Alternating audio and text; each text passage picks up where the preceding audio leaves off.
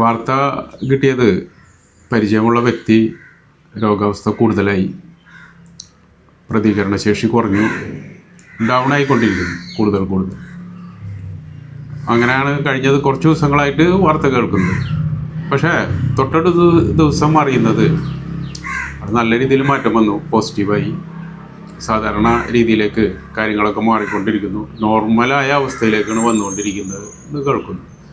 ഈ വിവരം അറിയിച്ച ആളോട് സ്വാഭാവികമായിട്ട് നമ്മൾ പ്രതികരിക്കുന്നു, ഇത് മുമ്പ് സംഭവിച്ചിട്ടുണ്ടല്ലോ, 1-2 തവണ ഇങ്ങനെ വന്നില്ലേ, എല്ലാം പോയി എന്നൊക്കെ പറഞ്ഞു ആശുപത്രിയിൽ. പക്ഷേ ആൾ തിരിച്ചു വന്നു, ഇപ്പോഴും അതുപോലെ തന്നെ സംഭവിച്ചു, ഏതായാലും നന്നായിരിക്കട്ടെ എന്ന് പറയും. ഇതെങ്ങനെ സംഭവിക്കുന്നു?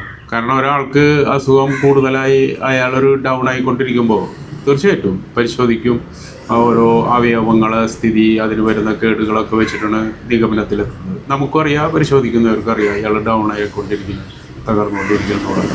പക്ഷേ ഈ കണക്കൂട്ടലുകളൊക്കെ അതിജീവിച്ചുകൊണ്ട് ആൾ തിരിച്ചു വരും അല്ലേ?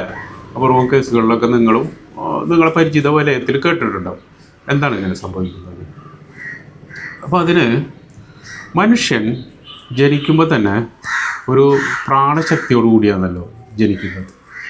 നമ്മളെ പൗരസ്ത്യ മേഖലയിലുള്ള ഏത് കാര്യങ്ങളായാലും എല്ലാ ഘടകങ്ങളും മനുഷ്യനെ കുറിച്ച് നിഗമനത്തിലെടുക്കുന്നത്, ചികിത്സയായാലും മാനസികാവസ്ഥയായാലും എന്തായാലും പ്രാണശക്തിയെ കൂടി ഉൾപ്പെടുത്തിക്കൊണ്ടാണ്.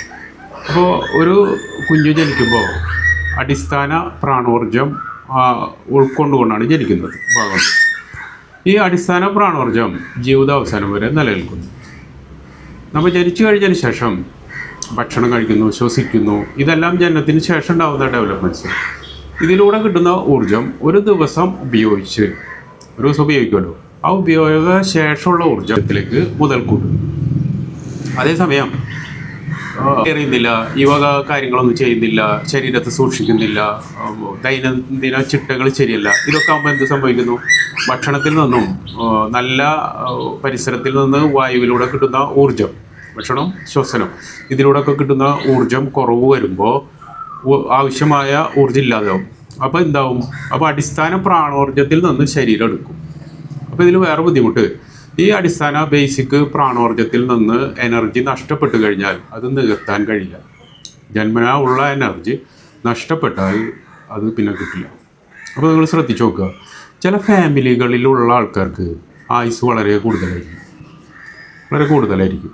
അപ്പോൾ അത് അങ്ങനെ ആയുസ് കൂടുതലുള്ള ഈ അടിസ്ഥാന പ്രാണോർജം നല്ല രീതിയിൽ നിലനിൽക്കുന്ന വ്യക്തി എത്ര തളർച്ച ഉണ്ടായാലും, അത് രോഗാവസ്ഥ ആവാം, ചിലപ്പോൾ തളർന്ന് കിടക്കുന്നതാവാം, അല്ലെങ്കിൽ തകർന്നു പോകുന്നതാവാം, ബിസിനസ്സിലോ മറ്റു കാര്യങ്ങളിലോ തകർന്നു പോയി വീണ്ടും തിരിച്ചു വരാനുള്ള കപ്പാസിറ്റി ഇവരുടെ ഉള്ളിലുള്ള ഈ അടിസ്ഥാന പ്രാണോർജം നൽകുന്നു എന്നുള്ളതാണ്. ജീവിതാവസാനം വരെ, ഇപ്പോൾ 80 വയസ്സ് വരെ ഒരാൾ നല്ല രീതിയിൽ ജീവിക്കണമെന്നുണ്ടെങ്കിൽ ഈ ബേസിക് പ്രാണോർജത്തെ അതിൻ്റെ ശക്തിയിൽ തന്നെ പരിപോഷിപ്പിച്ചുകൊണ്ട് നിലനിർത്തി പോകണം. അതല്ലെങ്കിൽ എന്ത് സംഭവിക്കും? നേരത്തെ പറഞ്ഞ ഈ ആയുസ് കൂടുതൽ എന്ന് പറഞ്ഞില്ലേ, ആ ഫാമിലിയിൽ പെട്ട തന്നെ ഒരാൾ, അയാൾ ദുശ്ശീലങ്ങൾ, പുകവലി, മദ്യപാനം, മറ്റു കാര്യങ്ങളൊക്കെ ആയിട്ട് ശരീരത്തിനും പ്രാണനും ബുദ്ധിമുട്ടുണ്ടാക്കുന്ന അവസ്ഥ വരുമ്പോൾ ആൾ ഈ 80 വയസ്സ് എത്തേണ്ടത് എന്താവും? അയാൾ ആയുസ് ചുരുങ്ങും, വേഗം മരിച്ചു പോകും. അപ്പോൾ ഇതാണ് ഒരു മനുഷ്യൻ്റെ ജീവിത കാലയളവിൽ ആളുടെ ശക്തിയും അതുപോലെ തന്നെ ദൗർബല്യങ്ങളിലേക്കും വ്യക്തിപരമായിട്ടുള്ള ഇത്തരം രീതികൾക്കനുസരിച്ചുള്ള നിലപാടുകളും മാറ്റങ്ങളും സുസ്ഥിരതയുമൊക്കെ ജീവിതത്തിൽ പ്രധാന പങ്ക് വഹിക്കുന്നുണ്ടെന്നാണ് ഇതിൽ നിന്ന് നാം മനസ്സിലാക്കേണ്ടത്.